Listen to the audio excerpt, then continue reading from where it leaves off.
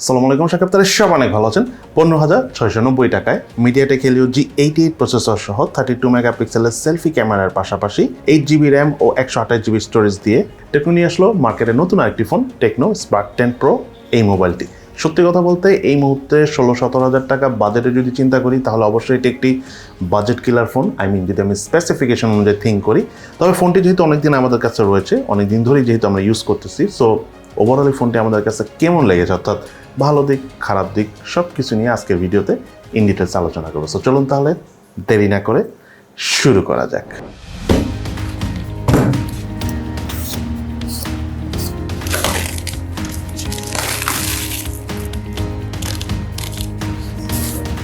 মোবাইলটির box কন্টেন্টে রয়েছে user manuals, SIM tray ejector, earphone, soft plastic back cover, 18 ওয়াটের fast charger, type C USB charging কেবল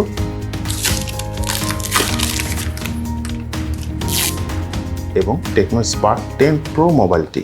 বিশাল 3টি camera cut out থাকা এই মোবাইলটি রেয়ার প্যানেলে রয়েছে এজি ফ্রস্টেড ম্যাট গ্লাসের ফিনিশিং দেয়া, অনেকটা স্ক্র্যাচ প্রুফ এবং সেই সাথে ফ্ল্যাট শেপ বডি হওয়ার কারণে হাতে নিয়েও বেশ প্রিমিয়াম একটা ফিল পাওয়া যায়। তবে রেয়ার প্যানেলে 3টা ক্যামেরা কাট আউট থাকলেও একটা ক্যামেরা কাট আউটে কিন্তু ক্যামেরার পরিবর্তে রয়েছিল ফ্ল্যাশ লাইট। এছাড়া 6.8 ইঞ্চির ডিসপ্লে সহ মোবাইলটি থিকনেস হলো 8.4 মিলিমিটার এবং ওয়েট হলো 208 গ্রাম। মোবাইলটি বেশ বড় সাইজের, বাট স্কোয়ার শেপ এবং ওয়েট ডিস্ট্রিবিউশনটা ঠিকঠাক হওয়ার কারণে মোটামুটি কমফোর্টেবল ভাবে সিঙ্গেল হ্যান্ডে এই ফোনটি ইউজ করা যায়। আমার কাছে থাকা এই মোবাইলটি কালার ভেরিয়েন্টের নাম হলো স্টেরি ব্ল্যাক। এই মোবাইলটির আরও একটি কালার ভেরিয়েন্ট রয়েছে, সেটার নাম হলো পার হোয়াইট।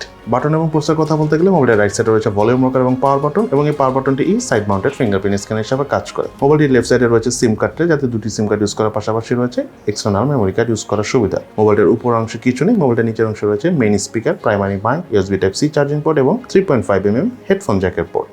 এই মোবাইলে থাকা ফিঙ্গারপ্রিন্ট স্ক্যানার পজিশন আমার কাছে ঠিকঠাক জায়গায় রয়েছে বলে মনে হচ্ছে। তার পাশাপাশি ফিঙ্গারপ্রিন্ট স্ক্যানারটি টাচ করার সাথে সাথেই আনলক করে ফেলছিল মোবাইলটি। সেই সাথে মোবাইলে থাকা ফেস আনলক সিস্টেমটাও যথেষ্ট ফাস্ট এবং স্মুথলি কাজ করে।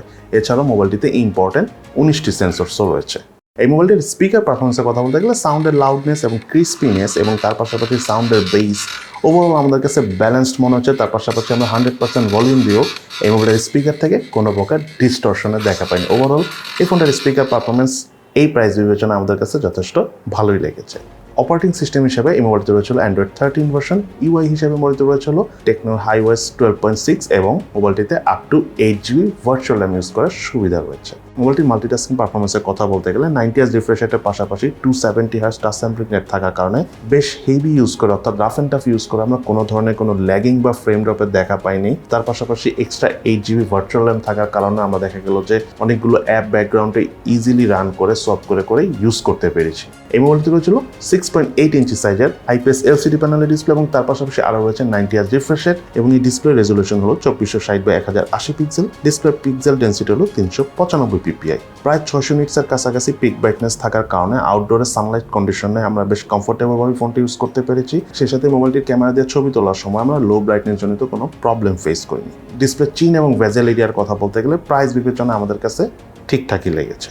ডিসপ্লে ঠিক উপরে সেন্টারে রয়েছে পাঞ্চল সেলফি ক্যামেরা। এছাড়াও মোবাইলটিতে রয়েছিল ওয়াইড ফাইন L1 সাপোর্ট। এই মোবাইলটার রেয়ার প্যানেল রয়েছিল ডুয়েল ক্যামেরা সেটআপ, যার মেইন ক্যামেরাটি হলো 1.6 অ্যাপারচারের 50 মেগাপিক্সেলের ক্যামেরা, দেন আরেকটি ক্যামেরা হলো AI লেন্স। রেয়ার প্যানেলে থাকা ক্যামেরাগুলোতে ছবি তোলার সময় অবজেক্ট মোটামুটি বেশ ভালোভাবে ফোকাস করা যাচ্ছিল। ছবির কালার টোন এবং ছবির ডিটেলস প্রপার লাইট কন্ডিশনে ছবি তুললে ভালোভাবেই ধরে রাখতে পারছিল। আমার কাছে কালার টোনটা বেশ পাঞ্চি লেগেছে, সেই সাথে ডায়নামিক রেঞ্জও ভালোভাবে কাজ করছিল।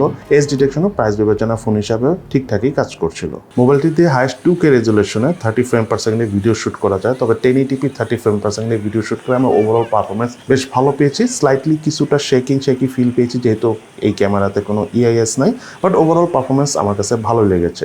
এই মোবাইলটার ফ্রন্ট ফেসে রয়েছিল 2 অ্যাপারচারের 32 মেগাপিক্সেলের সেলফি ক্যামেরা। সেলফি ক্যামেরা দিয়ে ডেলাইট কন্ডিশনের ছবি তুলে বেশ ভালোই লেগেছে। কালার টোনটা বেশ ভাইব্রেন্ট ছিল, তার পাশাপাশি ডাইনামিক রেঞ্জও ভালোভাবেই কভার করতে পারে। ছবি তোলার পর এক্সট্রা একটা কালার বুস্ট পাওয়া যায়। সো যারা সোশ্যাল মিডিয়ার এডিট ছবি পছন্দ করে থাকেন তাদের কাছে এই মোবাইলটির সেলফি ক্যামেরা পারফরমেন্স খুবই ভালো লাগবে। এই মোবাইলটিতে camera two API proper support নেই, সো আপনি চাইলে ইন ফিউচারে ম্যানুয়াল ক্যামেরা অর্থাৎ GCAM ইউজ করতে পারবেন না।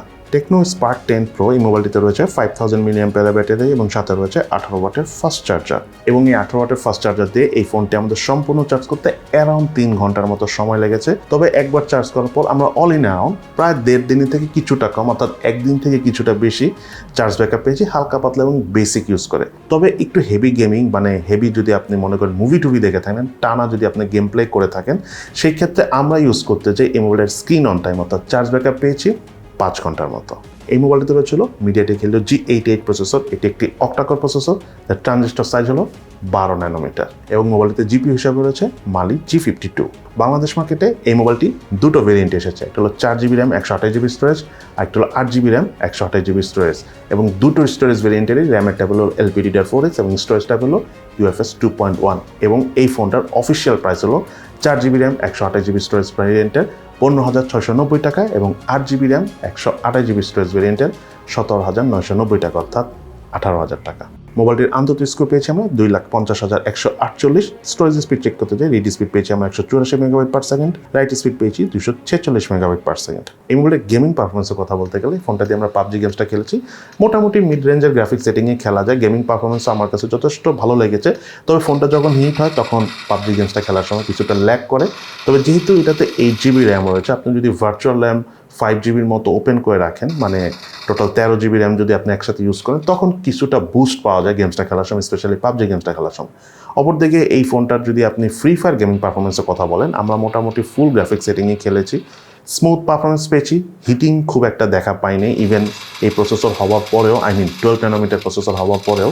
সো ওভারঅল ফ্রি ফায়ার গেমটার জন্য আমার এই ফোনটা একদম আদর্শ মনে হয়েছে, আর ভার্চুয়াল র্যাম অন করে খেললে একটু বেশি ভালো পারফরমেন্স পাওয়া যায়। তার পাশাপাশি ফোনটাতে আমরা অ্যাসফানাইন গেমসটা খেলেছি, কোনো ধরনের কোনো ল্যাগিং ফ্রেম ড্রপ দেখা পাইনি। তার পাশাপাশি ফুটবল গেমসটা খেলেছি, যথেষ্ট স্মুথ পারফরমেন্স ছিল। তার পাশাপাশি কল অফ ডিউটি গেমসটাও খেলেছি, খুবই ভালো লেগেছে, কোনো প্রকার ল্যাগিং ফ্রেম ড্রপের দেখা পাইনি, ইভেন লং টাইম হিটিংয়েরও দেখা পাইনি যখন আমরা কল অফ ডিউটি গেমসটা ফোনে খেলেছি। সর্বশেষ এই ফোনটার হিটিংয়ের কথা বলতে গেলে, ফোনটা হিট হয় যখন আপনি লং টাইম পাবজি গেমস খেলবেন বা লং টাইম ভিডিও দেখবেন ইন্টারনেট ইউজ করে, অর্থাৎ সিমের ইন্টারনেট ইউজ করে। ওয়াইফাইতে খুব একটা হিট হয় না, তবে কিছুক্ষণ সময় দিলে ফোনটা আবার আগের মতো ঠান্ডাও হয়ে যায়। এই মোবাইলটিতে হচ্ছিল 4G সাপোর্ট, তার পাশাপাশি ওয়াইফাই 2.4 GHz এবং 5 GHz দুটোই সাপোর্ট করে। এবার চলো আমরা জেনে নিই এই মোবাইলটা কী ল্যাকিংস অর্থাৎ দুর্বলতা রয়েছে, এবং তার পাশাপাশি এই মোবাইলটা কী বেস্ট অর্থাৎ ভালো দিক রয়েছে। প্রথমে চলুন আমরা জেনে নিই এই মোবাইলের কী ল্যাকিংস অর্থাৎ দুর্বলতা রয়েছে।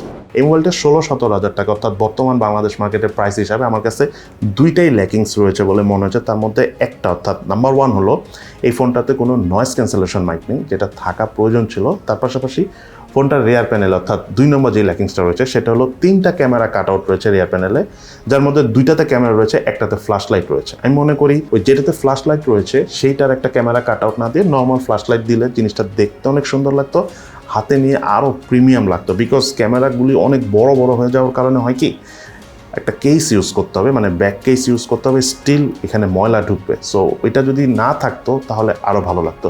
বাট এটা ল্যাকিংস অনেকের কাছে মনে হতেও পারে, অনেকের কাছে আবার এটা অনেক সুন্দর ডিজাইনও মনে হতে পারে।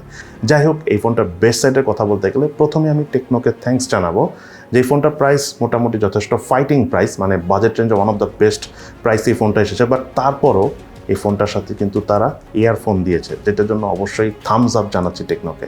দেন সেকেন্ড যে বিষয়টা বলবো, এই ফোনটার ডিসপ্লে নর্মাল টেকনো ফোনগুলো থেকে এই ফোনের ডিসপ্লে আগে থেকে বেশ ইমপ্রুভ করা হয়েছে। 5 ক্যামেরা রয়েছে। নর্মালি আমরা কিন্তু যে বিষয়টা হয় যে ওয়াটার ড্রপ ক্যামেরা দেখতে দেখতে একদম বোরিং হয়ে গিয়েছিলাম এই 15-16 হাজার টাকা রেঞ্জে। সো সেই হিসাবে এটা যথেষ্ট ভালো লেগেছে। তার পাশাপাশি যে কথাটা বলবো, 90 Hz রিফ্রেশ রেট রয়েছে, 270 Hz টাচ স্যাম্পলিং রেট থাকার কারণে মাল্টিটাস্কিং পারফরমেন্সও কিন্তু যথেষ্ট ভালো পেয়েছে এই ফোনটাতে।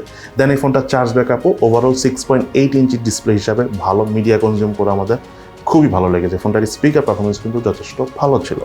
গেমিং পারফরমেন্সের কথা বলতে গেলে 15-16 হাজার টাকা আমি মনে করি এটা one of the best gaming phone right now. Specially যারা আপনারা ফ্রি ফায়ার খেলেন তাদের কাছে এই ফোনটা খুবই ভালো লাগবে, যেহেতু বড় ডিসপ্লে, পারফরমেন্স, কালার টোন সব কিছু মিলিয়ে অনেক মজা পাবেন এই গেমটা খেলে।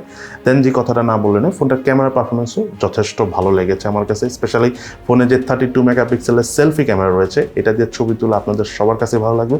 যারা সোশ্যাল মিডিয়ায় রেডি ছবি তোলেন তাদের কাছে বেশি ভালো লাগবে। যা ক্যামেরা বা গেমিং নিয়ে বেশি কথা বলবো না, এগুলো আপনারা আমাদের ভিডিওর ক্যামেরা বা গেমিং সেকশনে দেখে নিন, সেখান থেকে জানতে পারবেন। আরেকটা বিষয় হলো ফোনটাতে কিন্তু অ্যান্ড্রয়েড 13-এর পাশাপাশি যেহেতু 8GB এক্সট্রা ভার্চুয়াল র্যাম রয়েছে, তার পাশাপাশি টেকনোর হাইওয়েস 12.6 রয়েছে। সো ওভারঅল এই ফোনটার স্মুথনেস, মানে ইউআই থেকে কোনো ল্যাগিংয়ের দেখা আমরা পাইনি। টেকনো ফোনের ল্যাগিং নিয়ে কিছু কোশ্চেন এর আগে আমরা পেয়েছি বেশ কিছু সিরিজে, বাট এই ফোনটাতে ল্যাগিং ফ্রেম ড্রপ ইউআই থেকে হেভি ইউজ করে স্পেশালি মাল্টিটাস্কিং করেও একদমই আমরা দেখা পাইনি। যাই হোক, সব কথা শেষ কথা, অর্থাৎ এই ফোনটা কাদের জন্য একদম পারফেক্ট একটা চয়েস হলো। নাম্বার 1, যারা মেইনলি গেমিং পছন্দ করেন, তার পাশাপাশি স্লাইটলি ফটোগ্রাফি করে থাকেন, ইভেন যারা অনেক সেলফি ক্যামেরা দিয়ে ছবি তুলে থাকেন, সেই সাথে যারা মোটামুটি একটা বড় ডিসপ্লে ফোন চাচ্ছেন, অনলাইনে ক্লাস থাকতে পারে বা আপনারা গেমিং করতে চান বড় ডিসপ্লেতে, তাদের জন্য আমি মনে করি টেকনো স্পার্ক 10 প্রো এই মুহূর্তে রাইট নাও 15 থেকে 17-18 হাজার টাকার মধ্যে one of the best phone. So এই হলো আমাদের টেকনো স্পার্ক 10 প্রো।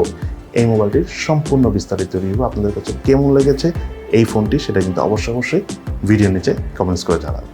তো সবাই ভালো থাকেন, সুস্থ থাকেন, ইনশাআল্লাহ দেখা হবে ফিউচারে।